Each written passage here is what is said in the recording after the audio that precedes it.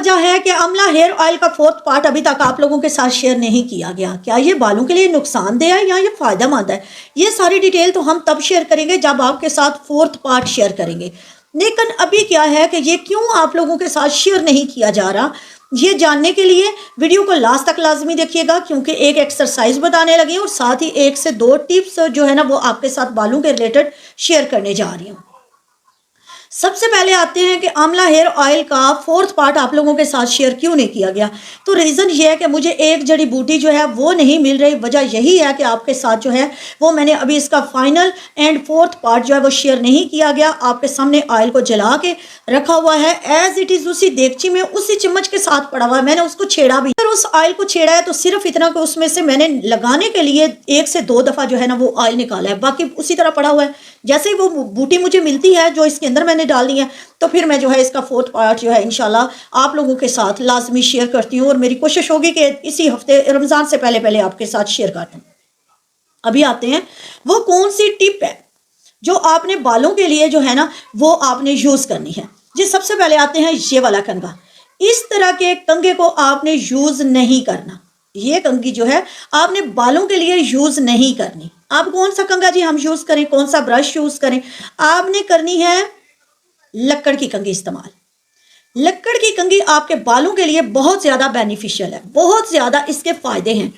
अगर आप ये कंघी इस्तेमाल करते हैं तो आपने कभी गौर किया बालों के नज़दीक जैसे लेके जाते हैं तो बाल इसके अंदर जो है ना वो ऐसे उड़ के दूर करके इसकी तरफ आते हैं। क्यों आते हैं? तो ये प्लास्टिक है। प्लास्टिक आपके बालों के लिए ज़रा भी अच्छा नहीं है। इससे बाल दो शाहे होते हैं, बाल उलझते ज़्यादा हैं, बाल टूटते ज़्यादा हैं और इसके जो साइड इफ़ेक्ट हैं वो आपकी स्किन के साथ साथ आपके बालों को भी डैमेज करते हैं। ये कंघी आपके बालों के लिए फ़ायदेमंद नहीं है। आपने इसको इस्तेमाल नहीं करना, इस चीज़ को आपने समझ लेना है। अब आपने लक्कड़ की कंघी जो है ना इसको अहमियत देनी है। लक्कड़ की कंघी आप बाज़ार से बाय करेंगे अच्छी, जिसके दंदाने जो है वो बिल्कुल अच्छे हों, सॉफ्ट हों और ये वज़न में थोड़ी सी जो है ना वो ज़्यादा हो। अब आप उसको लेके आए, उसको ऐसे प्लेट में रखा। प्लेट में रखने के बाद ये मेरे पास सरसों का तेल है, मैं अभी आपको डाल के इसको दिखा देती हूँ। अच्छा जी, ये देखें, ये इसके ऊपर आपने अच्छे से जो है ना ये ऑयल डाल देना। इतना ऑयल डालना जब आप फर्स्ट टाइम नई कंघी लेके आएंगे कि ये कंघी जो है ना ये बिल्कुल तेल के अंदर, मैं आपको दिखा भी रही हूँ कि इसके अंदर मुकम्मल तौर पे डिप हो जाए। इसको तकरीबन 12 घंटे के लिए आप इसी तरह ऑयल में डिप पड़ा रहने दें और जैसे ही ये पूरा ऑयल चूस लेगी और इसको आप टिश्यू से साफ़ करें और अपने बालों में इसको करना स्टार्ट कर दें। मैंने इसको मुकम्मल जो है ना, शायद आपको नज़र आ रही है कि नहीं आ रही है, मुकम्मल ऑयल के अंदर इसको जो है वो डिप कर दिया। ये इसी तरह चंद घंटे पड़ी रहेगी। इसके बाद मैं इसको निकालूंगी और वही ऑयल वाली कंघी चाहे तो मैं अपने बालों में कर लूँ, चाहे मैं इसको टिश्यू से साफ़ करने के बाद जो है ना इसको जो है वो यूज़ में ले आऊँ। ये नई कंघी है और मैं अपने लिए बाय करके लाई थी। पहले वाली मेरी टूट गई थी तो यही वजह है मैं नई कंघी बाय करके लाई। अब साथ ही आप लोगों ने क्या करना है, लकड़ का कंघा इस्तेमाल किया आपने, लेकिन इसका कोई भी दांत टूट जाता है तो आपने वो टूटी हुई कंघी बालों में इस्तेमाल नहीं करनी। 3 चीज़ें हो गई। अब हमने हेयर ब्रश यूज़ करना है, हमने कंघी यूज़ नहीं करनी। तो अब हम क्या करें?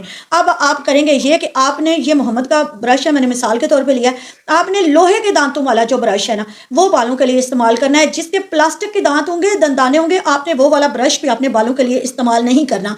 ये वो टिप्स एंड ट्रिक्स थी जो बुनियादी तौर पर मैंने आपके साथ शेयर की हैं। होप सो आप इनको फॉलो करेंगे।